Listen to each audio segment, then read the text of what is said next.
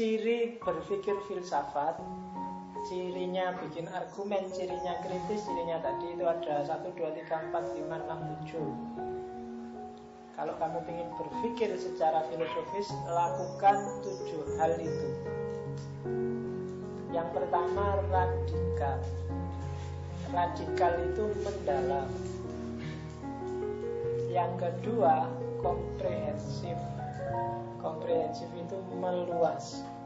Kasih gambaran itu spidolnya bisa dipakai nggak? Bisa. Sering orang bingung. Jadi filsafat itu harus komprehensif, apa-apa dicakup, tapi dia juga harus radikal. Komprehensif dan radikal ini dalam rangka apa? Mencari hakikat.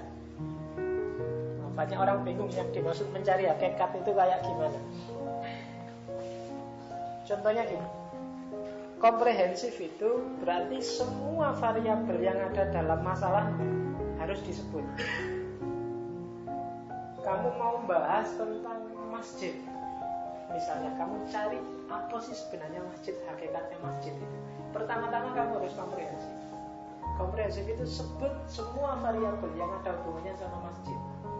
Ada bangunannya, ada jamaahnya, ada takmirnya, ada tempat sepeda, ada apa lagi? Sandal, ada apa lagi? Sajadah, ada tablet, ada mikrofon dan seterusnya. Ini kan masih banyak lagi. Ini semua variabel. Semua harus kamu pertimbangkan masuk dalam refleksimu. Itu namanya komprehensif. Jangan sampai ada yang ketinggalan. Semakin banyak variabelnya, semakin lengkap pemikiran itu, semakin valid. Tapi terus kamu tidak bisa kan berpikir seluas ini, maka kamu harus radikal. Cari esensi hakikat. Caranya gimana? Variabel-variabel ini kamu cermati satu-satu, mana yang dia harus ada. Misalnya ini kan tentang masjid. Mana yang kalau dia nggak ada, status masjid itu dipertanyakan. Kalau dia ada, berarti status masjid terjamin. Atau kebalikannya, kalau dia nggak ada pun masih bisa disebut masjid.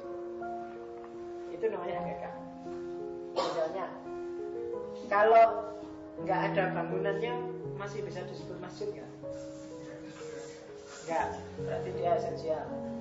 Kalau nggak ada jamaahnya, masih bisa disebut masjid nggak? Masih ya. Berarti dia nggak esensial.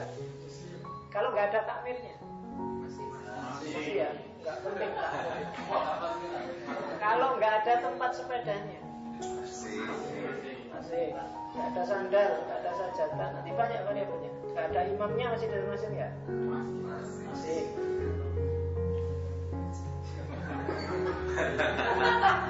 Berarti hakikatnya masjid menurut kamu loh ya, cuma bangunannya. Sama, kamu melihat hakikatnya Indonesia itu apa ya? Atau wilayahnya apa? Teliti semua, variabelnya masuk. Iya disebut radikal, ini kan mendalam. Terus sampai kamu ketemu dasarnya bangunan. Meskipun bisa kamu sebut bangunan juga tidak penting, Pak. Di mana kita sujud itulah masjid. Jadi tidak ada hakikatnya masjid.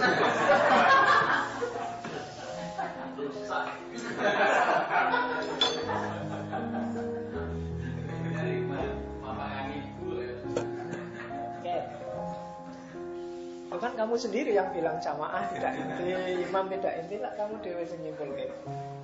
Oke. Yo silakan dibahas lagi. Yang ketiga kritis. Kritis kayak tadi, proporsional, porsional. Yang ketiga konseptual, reflektif. Jadi akalnya harus operasi. Konsep-konsep. Oh, kalau kayak gini ini namanya kafir, kalau kayak gini namanya masih mukmin, kalau kayak gini cengengesan, kalau kayak gini serius, dengan berpikir konseptual. Kamu harus punya konsep. Kalau nggak punya konsep, kamu bingung. Realitas itu penting, tapi realitas nggak akan bunyi kalau pikiranmu cair. Nggak punya konsep, nggak punya, bingung kamu. Kamu harus sudah punya konsep tentang kursi, tentang sepatu, tentang kelas, tentang itu kan konsep-konsep yang ada di kepalamu. itu harus dipakai untuk analisis. Itu ciri pemikiran filosofis. Jadi filsafat tidak sekedar membunyikan realitas, tapi dia juga melakukan konseptualisasi. Yang kelima, koheren, konsisten. Koheren itu berpikirnya runtut, nyambung. Kalau konsisten itu berpikirnya tidak loncat-loncat. Sama.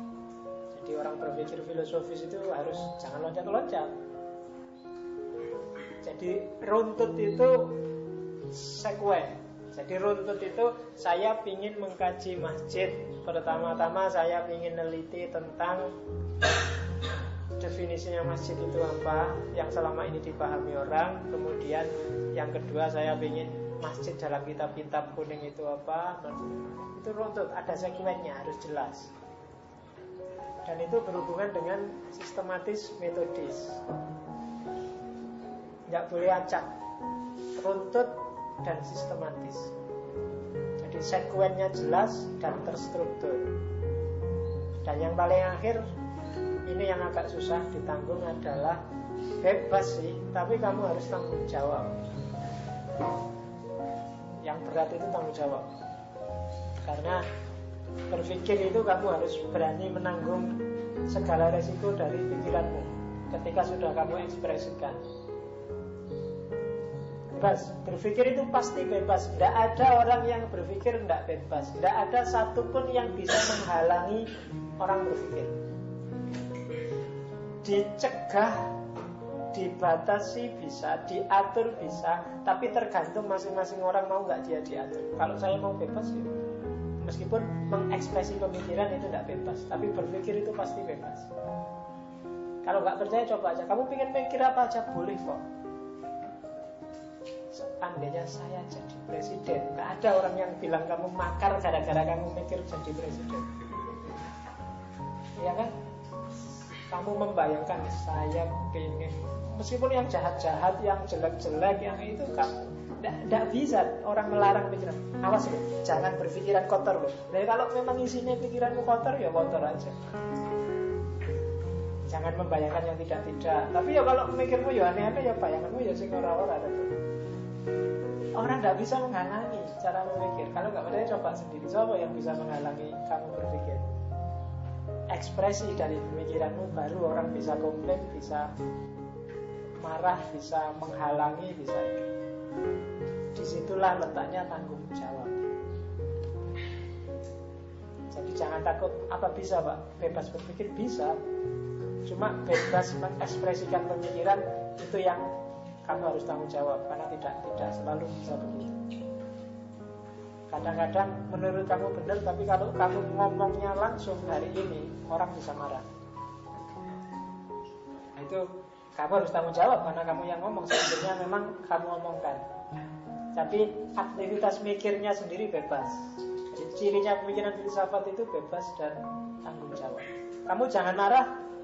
Loh ini kan pikiran saya sendiri. Ya, tapi karena sudah kamu omongkan, maka kamu harus tanggung jawab dengan yang kamu omongkan. Bukan dengan yang kamu pikirkan, karena mikirnya kamu bebas.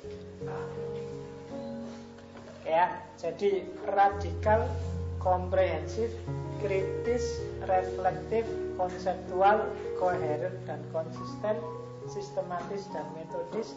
Yang terakhir bebas dan bertanggung jawab. Semua dari 1, 2, 3, 4, 5, 6, 7 itu kalau kita ringkes jadi satu, bahasanya cuma satu adalah akalmu harus sehat. Itu aja, akal sehat dan waras. Iyalah, sehat bahasa Indonesia ya benar, waras bahasa Jawa. Jadi akal sehat. Bekalnya itu aja sebenarnya. Akalmu sering sakit oleh banyak pengaruh dari luar, oleh obsesimu, oleh nafsumu, oleh ambisimu, oleh fantasimu.